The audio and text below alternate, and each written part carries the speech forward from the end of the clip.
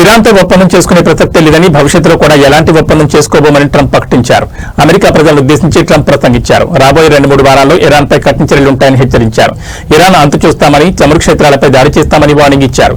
కాకపోతే యుద్ధం మాత్రం చాలా త్వరగా ముగుస్తుందని సంకేతాలిచ్చారు. ఎట్టి పరిస్థితుల్లో ఇరాన్ను అణ్వస్త్ర శక్తిగా మారడానికి ఒప్పుకోమని తేల్చి చెప్పారు. ఇరాన్పై ఆపరేషన్ ఎపిక్ ఫ్యూరీ కొనసాగుతుందని వెల్లడించారు. అయితే ఈ సందర్భంగా తనతో సూచన అన్నారు. హార్మోజ్తో అమెరికాకి ఎలాంటి ఇబ్బంది లేదని, దాంతో మాకంత పని లేదన్నారు. హార్మోజ్పై ఆధారపడే దేశాలే కాపాడుకోవాలని హితో పలికారు. ఇక అమెరికా దగ్గర చమురు పుష్కలంగా ఉందని, తమ దగ్గర చమురు కొనుగోలు చేసుకోవాలని ప్రపంచ దేశాలకు ట్రంప్ విజ్ఞప్తి చేశారు. గల్ఫ్ దేశాలను అవసరమైన అన్ని మార్గాల ద్వారా కాపాడుకుంటామని హామీ ఇచ్చారు. ఇరాన్లో తమ లక్ష్యాలను పూర్తి చేయడానికి చాలా దగ్గరగా ఉన్నామని తెలిపారు. చాలా వీలైనంత త్వరగా ఈ చర్యను ముగిస్తామని అమెరికా ప్రజలకు ట్రంప్ హామీ ఇచ్చారు. ఇరాన్ నౌకాదళం, వైమానిక దళం, ఐఆర్జీసీ కమాండ్ పూర్తిగా ధ్వంసమైందని పేర్కొన్నారు. ఒక నాయకుడిగా ఎంత గొప్పవాడినో చూపించబోతున్నారని ట్రంప్ కీలక వ్యాఖ్యలు చేశారు.